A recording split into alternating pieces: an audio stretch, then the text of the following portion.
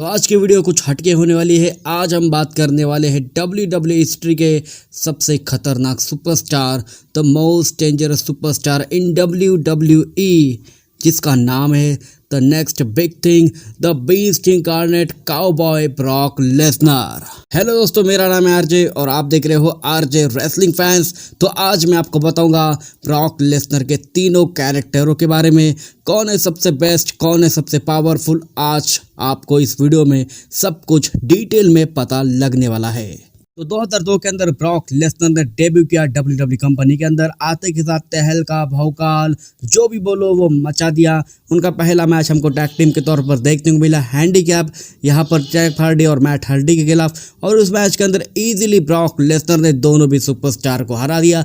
Then उसके बाद उन्होंने जीता किंग ऑफ द रिंग का टूर्नामेंट। समर स्लैम के अंदर उनको मैच मिला WWE चैंपियनशिप के लिए। उस समय पर WWE चैंपियन थे the people's champ the Rock, और उस मैच के अंदर दाव पर थी WWE चैंपियनशिप। और इस मैच के अंदर भौकाल और तहलका मचा दिया ब्रॉक लेसनर ने।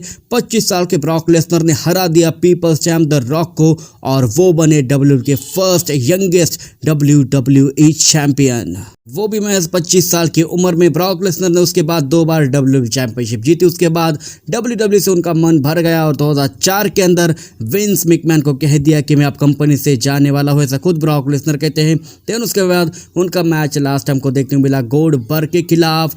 पहले तो उस मैच के अंदर गोल्डबर्ग हारने वाले थे, ब्रॉक लेसनर थे, लेकिन WWE वालों ने प्लान चेंज कर दिए और इस मैच के अंदर गोल्डबर्ग ने हरा दिया WWE कंपनी के सबसे बड़े खतरनाक सुपरस्टार ब्रॉक लेसनर को। देन उसके बाद गोल्डबर्ग ने भी WWE कंपनी छोड़ दी और ब्रॉक लेसनर से भी WWE कंपनी को छोड़ दिया। देन उसके बाद कई सारे प्रोफेशनल रेसलिंग कंपनी के अंदर उन्होंने अपना करियर करने का सोचा। NJPW, वहाँ पर भी उन्होंने वर्ल्ड हेवीवेट चैंपियनशिप का तख्त हासिल किया, लेकिन उनकी लाइफ का सबसे बड़ा टर्निंग पॉइंट तब आता है जब उन्होंने ज्वाइन कर लिया UFC को। और 2010 से पहले वो बन गए UFC हैवीवेट चैंपियन, लेकिन स्टमक इंजरी के चलते 2010 के अंदर उन्होंने UFC से रिटायरमेंट ले ली। 2 साल की रिकवरी के बाद 2012 में वो मंडे नाइट रॉ के अंदर अपना रिटर्न करते हैं, पूरी दुनिया को, पूरी यूनिवर्स को शॉक करते हुए। क्राउड की तरफ से अच्छा खासा पॉप होता है और रिंग के अंदर खड़े थे 16 time world heavyweight champion John Cena. John Cena वहाँ पर रिंग के अंदर खड़े थे, उनके हाव भाव पूरी तरीके से चेंज होते। ब्रॉक लेसनर रिंग के अंदर आते हैं, ब्रॉक लेसनर हाथ मिलाने की कोशिश करते हैं, जॉन सीना उनसे हैंडशेक करते हैं और उस हैंडशेक के साथ ही उठा लेते हैं शोल्डर के ऊपर ब्रॉक लेसनर। जॉन सीना को F5 लगा देते हैं और इनका मैच होता है शुरू एक्सट्रीम रूल्स के लिए। और इस मैच के अंदर ब्रॉक लेसनर ने तब भाई मचा दी जॉन सीना के साथ। भौकाल तहलका जो भी बोलो मचा दिया जॉन सीना को। उन्होंने हराया नहीं, लेकिन जॉन सीना उनको हरा देते हैं। हम सबको लगा कि ब्रॉक लेसनर का रिटर्न हो चुका है। ब्रॉक लेसनर अपने पहले मैच के अंदर हार कैसे सकता है, वो भी WWE में। और देन उसके बाद उनको सबसे बड़ा मोमेंट मिलता है जब उनकी feud the Dead Man the Undertaker के साथ शुरू होती है रेसलमेनिया 30 के लिए। और उस मैच के अंदर सबको लग रहा था कि ब्रॉक लेसनर तो इस मैच के अंदर हार ही जाएगा, वो क्या स्ट्रीक तोड़ेगा अंडरटेकर की। लेकिन पूरी दुनिया को नाकारा करते हुए इस मैच के अंदर तब भाई के साथ अंडरटेकर को हरा देते हैं ब्रॉक लेसनर, और उसके साथ स्ट्रीक भी जीत लेते हैं। अंडरटेकर को हराने के बाद ब्रॉक लेसनर का बीस्टी मोड ऑन हो जाता है, एक अलग ही दुनिया में चले जाते हैं ब्रॉक लेसनर। 2014 के समर स्लैम के अंदर एक बार फिर से उनका सामना होता है जॉन सीना के साथ, और वहां पर थे John Cena WWE world heavyweight champion. John Cena के पास थी दोनों भी चैंपियनशिप बेल्ट, दोनों भी वर्ल्ड चैंपियनशिप। और इस मैच के अंदर 16 सुप्लेक्स के साथ 2 F5 के साथ ब्रॉक लेसनर हरा देते हैं जॉन सीना को, और वो बन जाते हैं आपके new WWE world heavyweight champion. Then उसके बाद वो दोनों भी चैंपियनशिप को मर्ज करते हैं और उसका नाम लिया जाता है WWE चैंपियनशिप। अपनी चैंपियनशिप ब्रॉक लेसनर ने कई सुपरस्टारों के साथ डिफेंड की, जैसे कि John Cena, Seth Rollins, Roman Reigns और कई सारे सुपरस्टार। लेकिन eventually Seth Rollins money in the bank cash in करते हैं जब रोमन रेंस और ब्रॉक लेसनर का मैच चल रहा होता है। सेथ रॉलिंस बन जाते हैं नेक्स्ट WWE चैंपियन। और समर स्लैम 2015 के अंदर फिर से फ्यूड स्टार्ट होती है ब्रॉक लेसनर वर्सेस अंडरटेकर की, लेकिन यहाँ पर अंडरटेकर हरा देते हैं ब्रॉक लेसनर को पास आउट करके।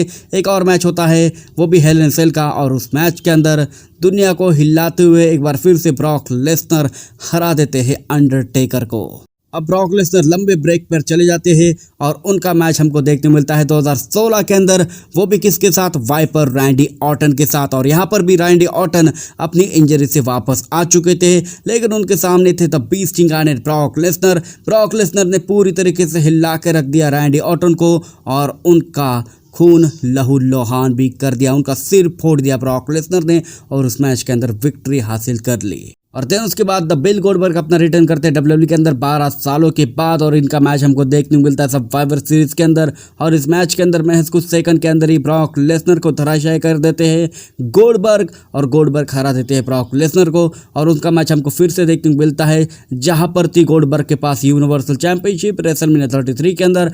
यहाँ पर बदला लेते हैं ब्रॉक लेसनर गोल्डबर्ग से और वो बन जाते हैं यूनिवर्सल चैंपियन।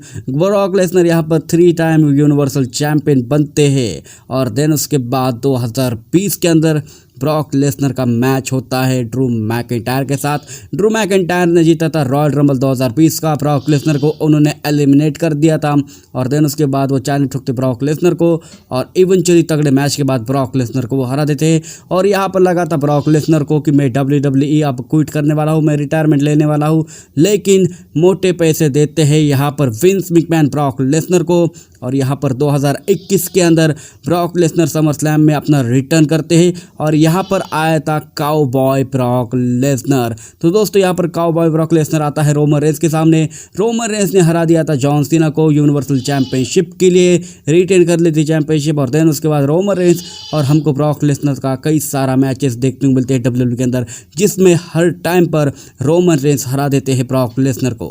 और इस काउबॉय रन के अंदर ब्रॉक लेसनर ने रॉयल रंबल जीता 2023 का, 2 बार डब्ल्यूडब्ल्यूई चैंपियनशिप जीती, बॉबी लैशली के साथ फ्यूड की और 2023 के अंदर कोडी रोज के साथ भी फ्यूड की और ये उनका लास्ट मैच हो चुका था। यानी कि 2023 के समर स्लैम के अंदर कोडी रोज के साथ वो मैच करते हैं और उस मैच के अंदर उनको हार का सामना करना पड़ता है, लेकिन उस मैच के बाद कुछ अनोखा कर देते हैं ब्रॉक लेसनर। ऑफ स्क्रिप्ट जाके वो हैंडशेक करते हैं कोडी रोज को, हक करते हैं और वो कहते हैं कि तू ही वो बंदा है जो कि आगे जाके वर्ल्ड चैंपियनशिप जीतेगा। और इवेंचुअली कोडी रोज बने आगे जाके डब्ल्यूडब्ल्यूई चैंपियन, ये प्रेडिक्ट किया था ब्रॉक लेसनर ने। और देन उसके बाद आपको पता है कि ब्रॉक लेसनर ने क्या कांड किया था, उसके वजह से वो आज तक डब्ल्यूडब्ल्यूई के अंदर वापस नहीं आए हैं। तो ये थे 3 कैरेक्टर। कौन सा है कैरेक्टर सबसे बेस्ट, कमेंट सेक्शन में आप ही बताओ। ये मैंने बताए हैं सारे के सारे कैरेक्टर और मुझे पसंद है the beast incarnate Brock Lesnar. आपको कौन सा कैरेक्टर पसंद है ब्रॉक लेसनर, कमेंट सेक्शन में आप बताओ। दोस्तों ये वीडियो बस यही तक थी। अगर आपको वीडियो पसंद है तो वीडियो को लाइक और चैनल को कर दीजिए सब्सक्राइब। लेकिन दोस्तों ये कंफर्म हो चुका है या फिर ये प्रेडिक्ट हो चुका है कि अगले साल के रॉयल रंबल के अंदर ब्रॉक लेसनर आपको डेफिनेटली देखने को मिलेंगे, क्योंकि डब्ल्यूडब्ल्यूई जाने वाली है नेटफ्लिक्स के ऊपर। और देन उसके बाद वहाँ पर वो पूरा जोर लगा देंगे ब्रॉक लेसनर को एक बार फिर से अपने कंपनी में वापस लाने का। वहाँ पे कुछ इशू नहीं आने वाले रोमन रेंस और ब्रॉक लेसनर के। ब्रॉक लेसनर आपको डेफिनेटली फ्यूचर के अंदर डब्ल्यूडब्ल्यूई में ही देखने को मिलने वाले हैं।